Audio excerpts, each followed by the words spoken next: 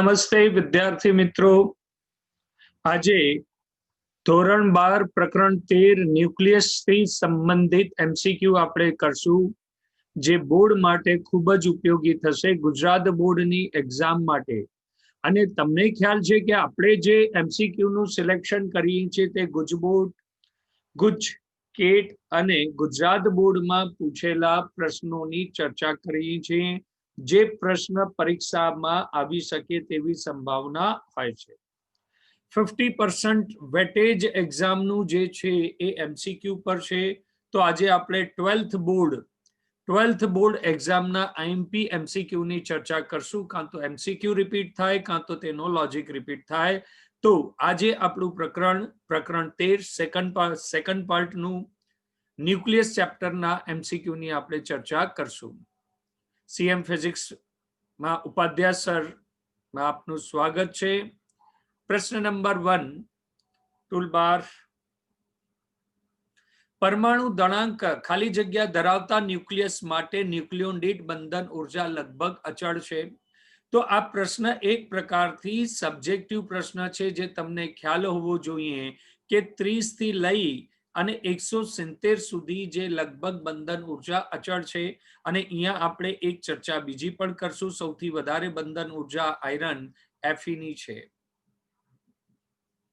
કે તો પહેલા પ્રશ્નનો જવાબ સબ્જેક્ટિવ પ્રશ્ન છે. સબ્જેક્ટિવ પ્રશ્નમાં જે આપણે જવાબ લખશું કે પરમાણુ દળાંક ખાલી જગ્યા ધરાવતા ન્યુક્લિયસ માટે ન્યુક્લિયોન દીઠ બંધન ઉર્જા લગભગ અચળ છે. 30 અને 170 વચ્ચે લગભગ જો તમે એના ગ્રાફ વિશે ભણ્યા હશો તો તેના ગ્રાફમાં લગભગ આ પોર્શનમાં બંધન ઉર્જા અચળ છે. અહીંયા સાઈડ અને આ સાઈડ બંધન ઉર્જા વધુ છે. તો વર્તમાન પ્રશ્નનો આપણે જવાબ જોઈએ તો એ જવાબ સબ્જેક્ટિવ અને તમને યાદ રાખવાનું રહેશે 30 a <117. અતિ સામાન્ય એમસીક્યુ પણ સબ્જેક્ટિવ એમસીક્યુ. આપણે નેક્સ્ટ એમસીક્યુ તરફ આગળ વધીએ. એમસીક્યુ તમારી પાસે છે Zn64 અને એલ્યુમિનિયમ 27 ન્યુક્લિયસોની ત્રિજ્યા અનુક્રમે R1 અને R2 છે. તો R1 ભાગ્યા R2 નો ગુણોત્તર.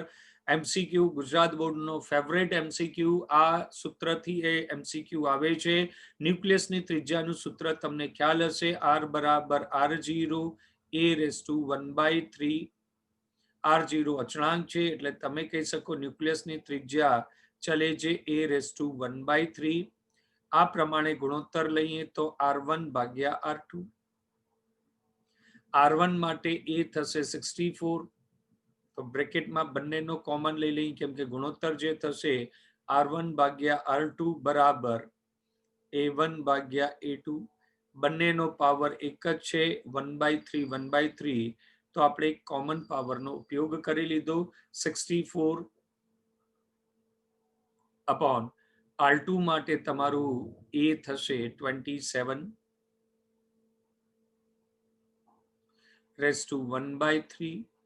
તો આ તો તમને ખ્યાલ હશે. ક્યુબ રૂટ ઘનમૂળ 64 નું કેટલું થાય? 4 4 4 16 16 ચોક 64 4 અને 27 નું કેટલું થાય? 3. તો આનો જવાબ થઈ જશે 4/3. તો જવાબ બી થશે. ન્યુક્લિયસની ત્રિજ્યા પરથી રેગ્યુલર ઇન્ટરવલ ઉપર પ્રશ્નો આવે છે, જેથી આ સૂત્રને વિશેષ ધ્યાન રાખજો. અને આ સૂત્રમાં પરમાણુઓ એવા લેવામાં આવશે, એવા ન્યુક્લિયસ લેવામાં આવશે જેના એના ઘનમૂળો નીકળતા હશે. ચલિए નેક્સ્ટ પ્રશ્ન તરફ આપણે આગળ વધીએ.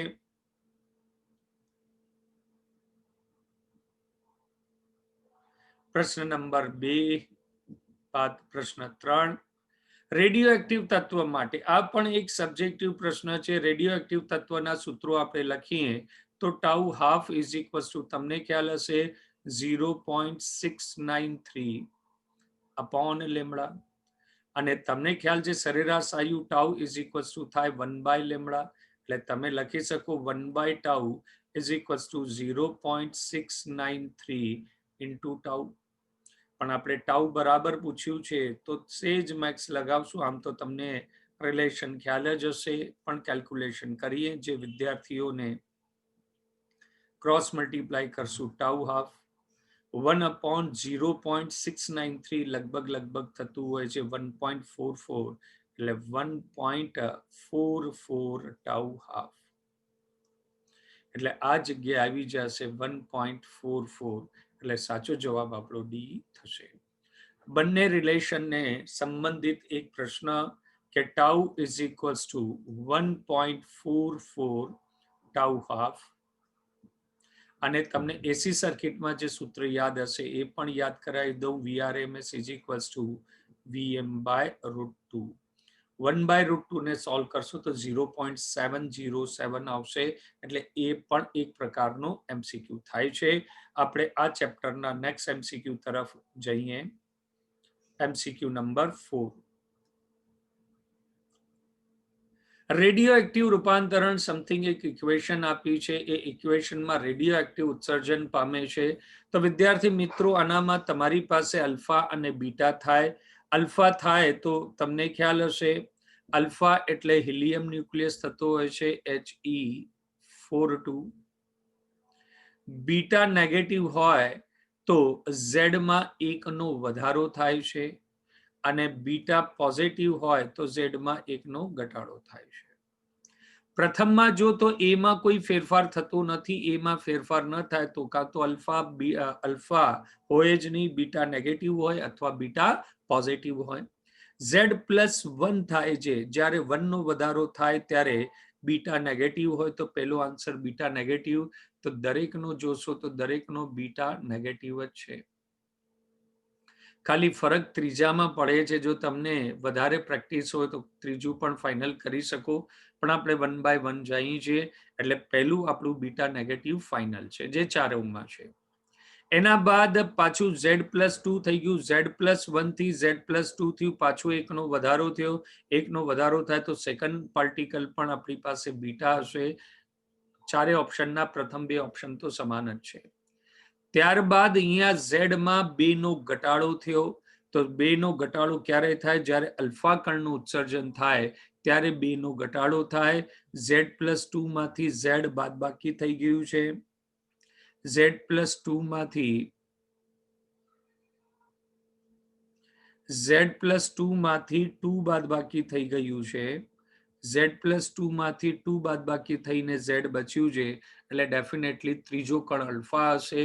એટલે આ ઓપ્શન નીકળી ગયું. ત્રીજો કણ આ ઓપ્શન નીકળી ગયું. આપણી પાસે બીટા અને બીટા બચ્યું છે. ત્યારબાદ Z માં 1 નો વધારો થયો. Z માં 1 નો વધારો થાય એટલે બીટા નેગેટિવ હોય. આ અલ્ફા છે એટલે આ ખોટું, બીટા નેગેટિવ સાચું.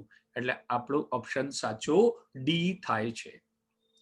ધ્યાન રાખવાનું કે અલ્ફા હિલિયમ ન્યુક્લિયસ છે, હિલિયમ એટમ નથી. આ પ્રકારનો પણ પ્રશ્ન આવી ગયો છે.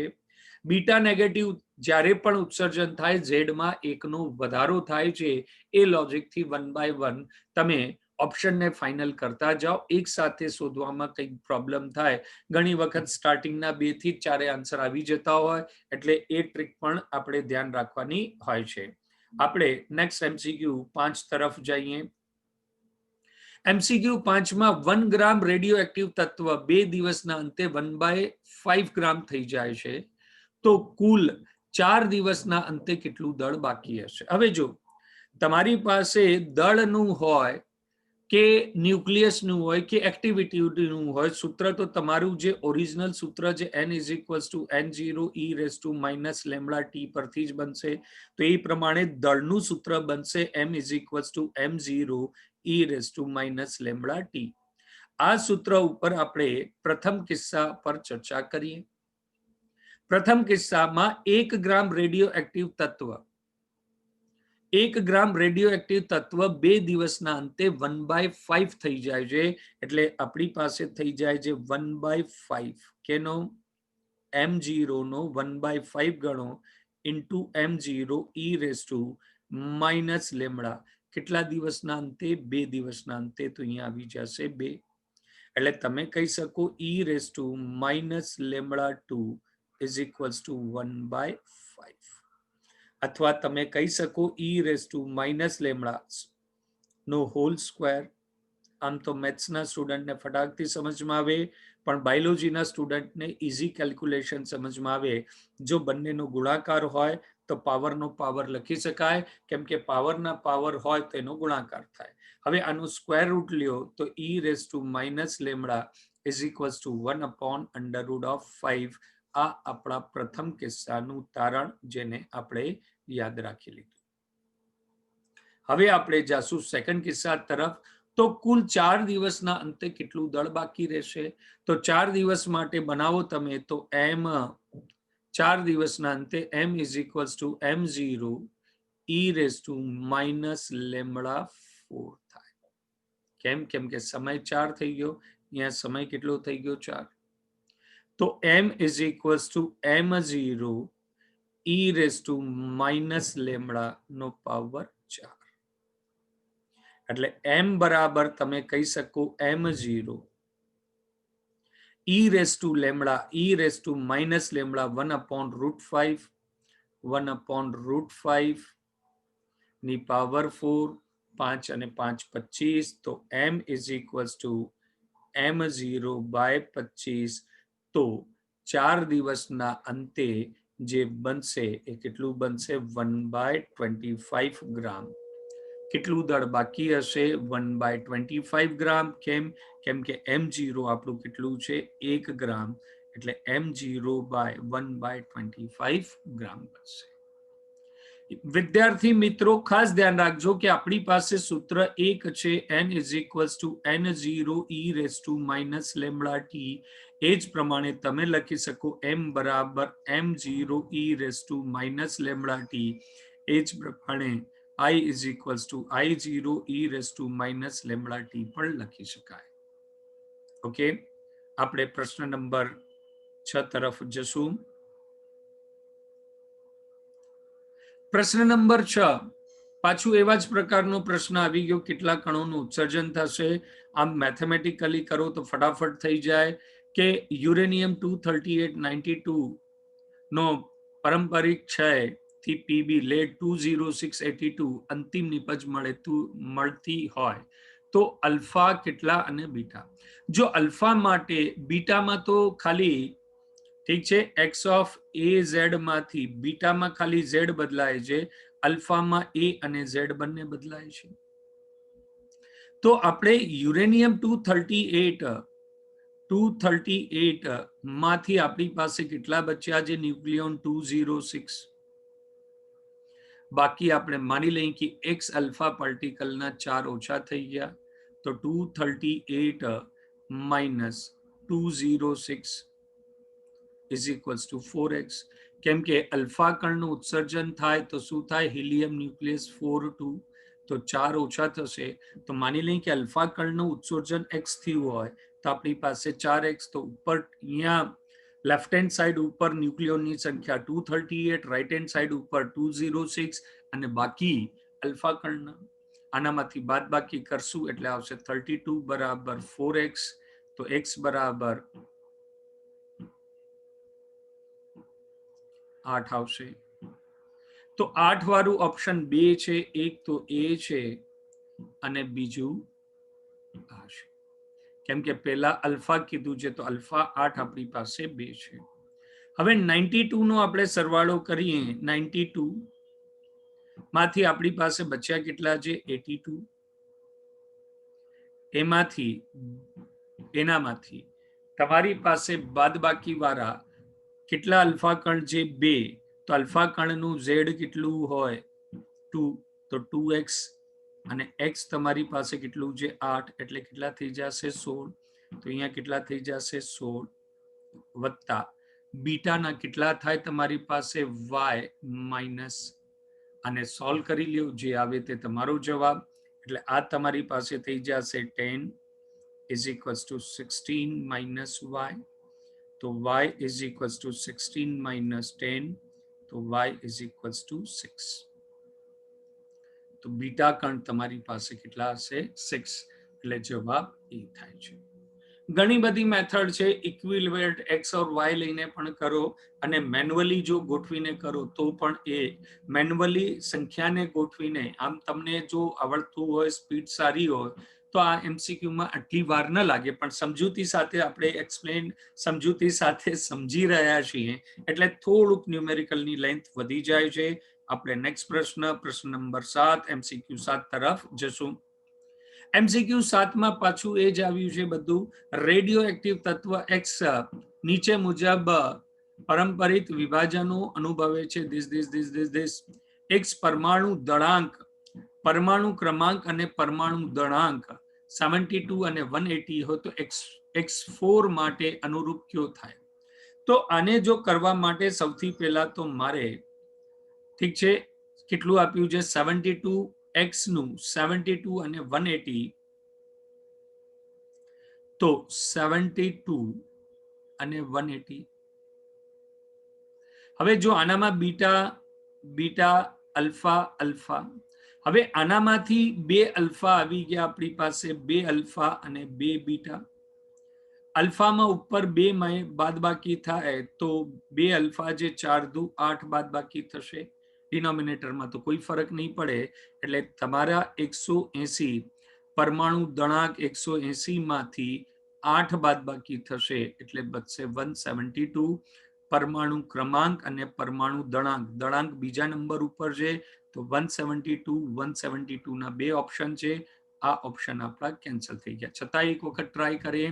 180 માંથી 2 અલ્ફા, અલ્ફામાં 4 ઓછા થાય 1 અલ્ફા કણમાં તો 4 દુ 8, 8 ઓછા થઈ ગયા 172.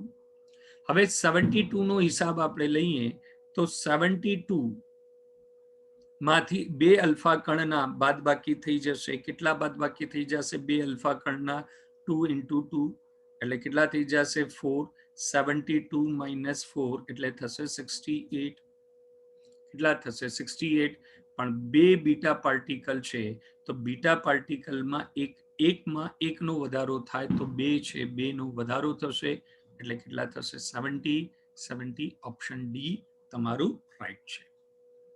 Isn't it? મેન્યુઅલ કેલ્ક્યુલેશન કરશો. પહેલા અલ્ફાનું પરમાણુ દળાંક સોલ્વ કરી લ્યો અને પછી પરમાણુ ક્રમાંક પર જશો તો તમને થોડીક સુવિધા વધુ મળશે.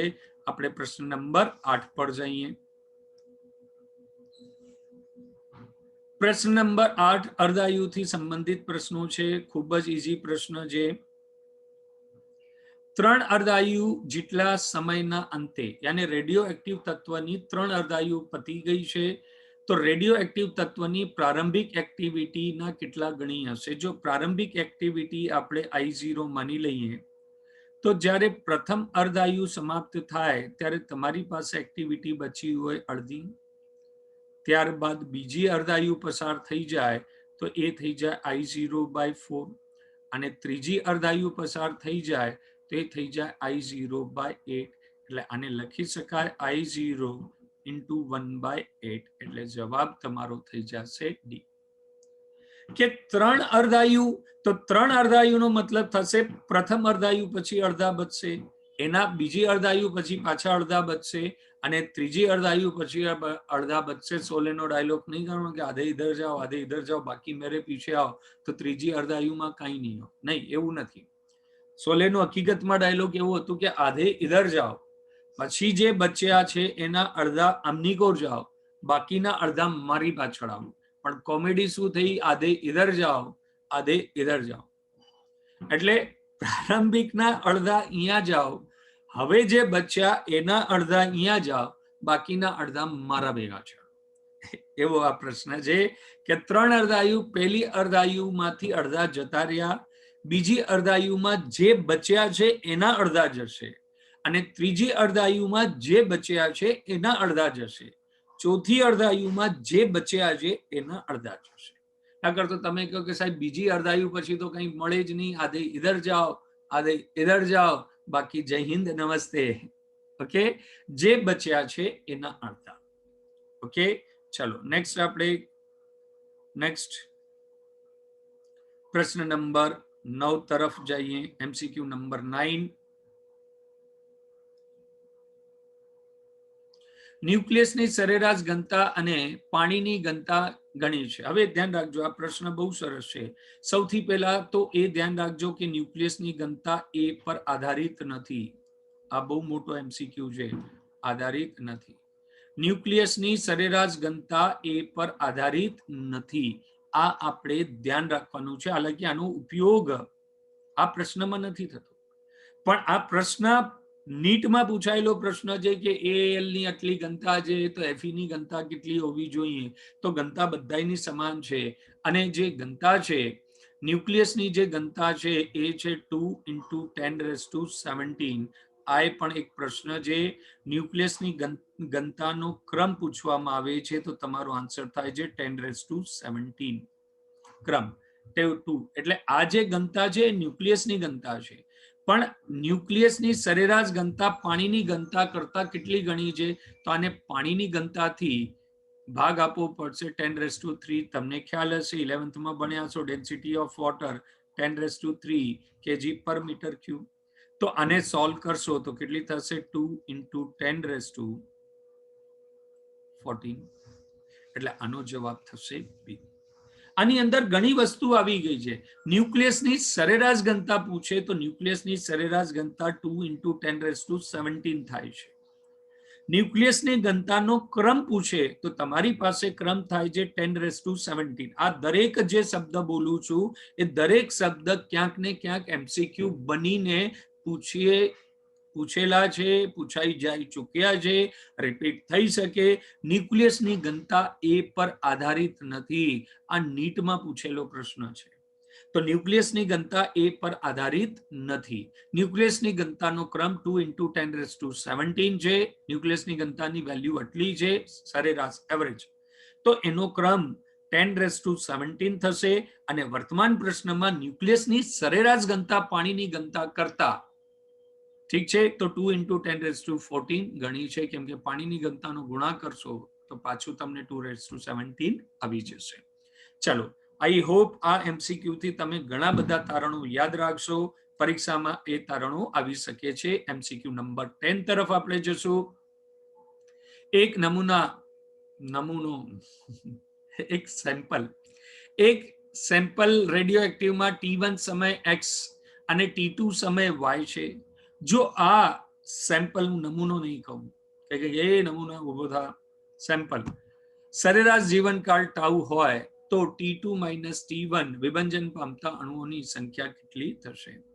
પ્રશ્નને જો પ્રોપર એક્ટિવિટી તરફ ન લેવામાં આવે, એક્ટિવિટી ઉપર ધ્યાન ના આપે, તો સ્ટુડન્ટ જો n = n0 e⁻ λt તરફ જશે તો પ્રશ્ન એક બીજા ડાયરેક્શનમાં જશે અને ત્યાં જે આન્સર આવશે એ અહીંયા ઓપ્શનમાં નથી.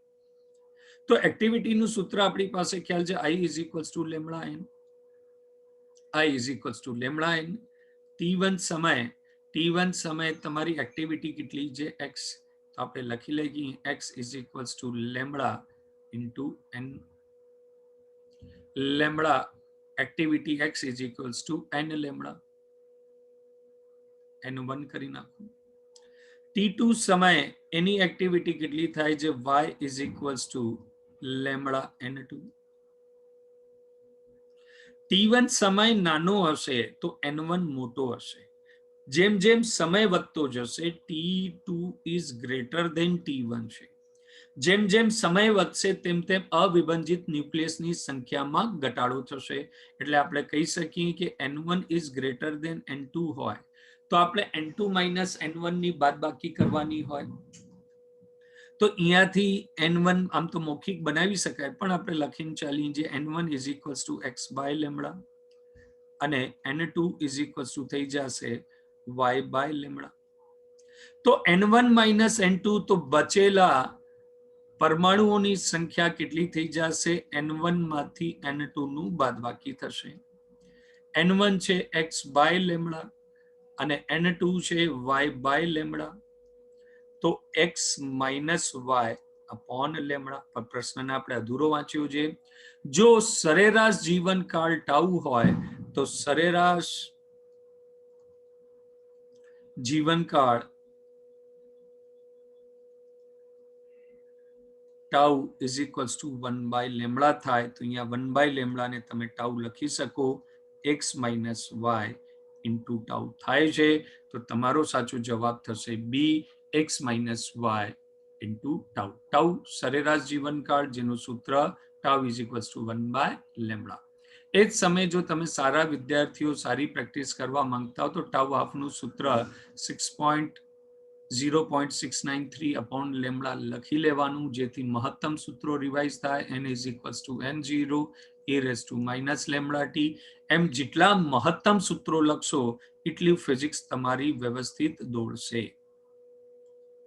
આપણે પ્રશ્ન નંબર 11 તરફ જઈએ. પ્રશ્ન નંબર 11, બે પ્રોટોન, બહુ સિમ્પલ, 2 પ્રોટોન અને 3 ન્યુટ્રોન ધરાવતું ન્યુક્લિયસ કયું હશે? હું જવાબ દઉં એની પહેલા તમે દઈ દીધું હશે. 2 પ્રોટોન અને 2 વત્તા 3 બરાબર ન્યુક્લિયોન કેટલા થાય? 5. એટલે જવાબ બી ફાઇનલ થશે. આનામાં વધુ સમય આપણે નહીં બગાડીએ. એમસીક્યુ નંબર 12 તરફ જશું. બંધન ઉર્જાથી સંબંધિત પ્રશ્ન છે. બંધન ઉર્જાના પ્રશ્ન આપ્યો છે કે NPZ ની ન્યુક્લિયસોની ન્યુક્લિયોન દીઠ બંધન ઉર્જા x અને y છે. તો આની બંધન ઉર્જા કેટલી થશે? બંધન ઉર્જા EB is equals two EBN into A થાય. તો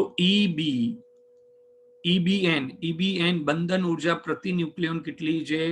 x અને ન્યુક્લિયોન કેટલા છે? n.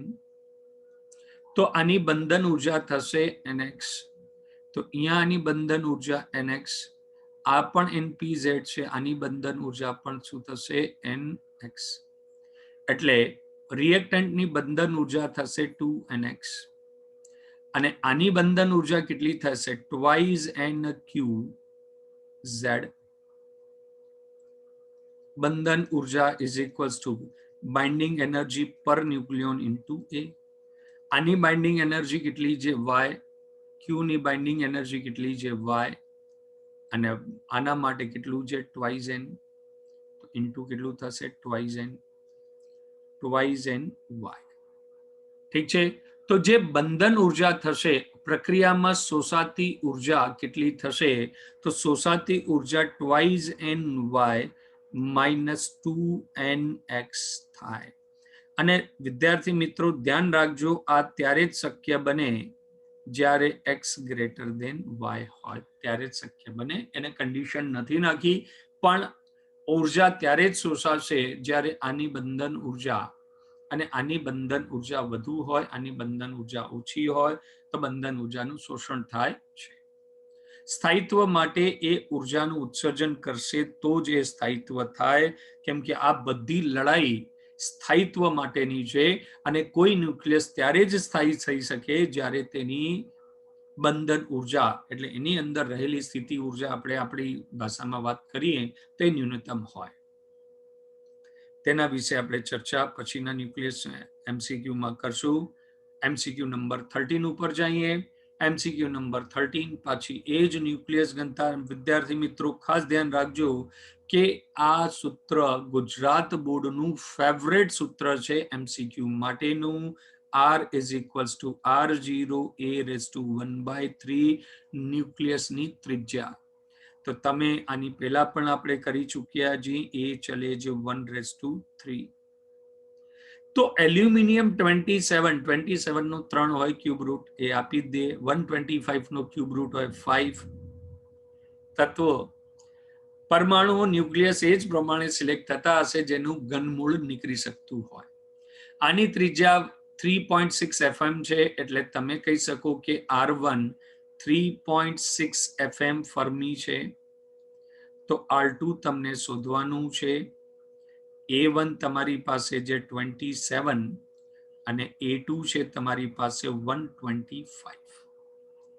તો R2 ભાગ્યા R1 ઇઝ ઇક્વલ્સ ટુ આ સૂત્ર પરથી A2 ભાગ્યા A1 raise to 1/3. R2 is equals to R1 કેટલું છે? 3.6 FM ઇન્ટુ A2 કેટલું છે? 125, જેનું આપણે ખબર છે 5 આવશે. A1 કેટલું છે? 27 રેઝ ટુ 1/3, એટલે કેટલું થશે? 3.6 FM 5/3. 3, 125 નું ઘનમૂળ 5, 27 નું 3, એટલે આ કેટલું થશે 1.2 FM into 5, એટલે આ થશે 6.0 FM. એટલે આપણો જવાબ થશે C, 6 FM. ફરીથી યાદ દેવડાવીશ, આ સૂત્ર ગુજરાત બોર્ડનું ફેવરેટ સૂત્ર છે, જેના પર MCQ આવી શકે છે, અથવા અર્ધાયુ અને સરેરાશ આયુ પર પ્રશ્નો આવે છે. પ્રશ્ન નેક્સ્ટ MCQ નંબર 14 ઉપર આપણે જઈએ તો હંમેશા બંધન ઉર્જા આની વધુ હોય છે, E2 ગ્રેટર દેન E1. પ્રશ્ન તો વાંચીએ. જનક ન્યુક્લિયસની બંધન ઉર્જા E1 અને જનિત ન્યુક્લિયસની ન્યુક્લિયોન દીઠ બંધન ઉર્જા E2 છે. તો જનિતની વધારે હોય તો જ સ્થાયિત્વ તરફ આપણે જઈએ, તો જનક અને જનિતની બંધન ઉર્જા એ પ્રમાણે હશે. ચલિए નેક્સ્ટ MCQ તરફ જઈએ. હવે આ MCQ એક પ્રકારથી N1 પરમાણુ ધરાવતા રેડિયો એક્ટિવ તત્વ પ્રતિ સેકન્ડ બીટા કણનું ઉત્સર્જન કરે છે. બીટા કરે કે અલ્ફા કરે, આપણે એની એક્ટિવિટીથી મતલબ છે. તો ક્ષય નિયતાંક તો -dN/dt ઇઝ ઇક્વલ્સ ટુ કેટલું થતું હશે લેમ્બડા n. આ N1 આ N2, એટલે આને લખી શકાય N2 is equals two lambda into N1. તો lambda is equals two N2/N1. તો જવાબ તમારો બી થશે. એક્ટિવિટીથી સંબંધિત અતિ સામાન્ય MCQ. વિદ્યાર્થી મિત્રો, તમારી 12થની એક્ઝામ માટે ચેપ્ટર 1 થી લઈને ચેપ્ટર 15 સુધી બધા MCQ ના વિડીયો રિલીઝ થઈ ચૂક્યા છે. એ તમે જોઈ તમારું ઇમ્પ્રુવમેન્ટ કરી શકો છો. આજે આપણે અહીંયા જ રોકાશું. CM ફિઝિક્સની ચેનલને સબસ્ક્રાઇબ ન કરી હોય તો કરી લેજો, કેમ કે ટૂંક સમયમાં IMP વિડીયોઝ, IMP સબ્જેક્ટિવ પ્રશ્નના વિડીયો પણ રિલીઝ થશે, એટલે આપ જોતા રહેજો CM ફિઝિક્સ. अब कीजिए फिजिक्स का डर खत्म. फिजिक्स को याद करें मिनटों में. बड़े से बड़े न्यूमेरिकल सॉल्व कीजिए 1 मिनट में. यहाँ मिलेगा बोर्ड, नीट और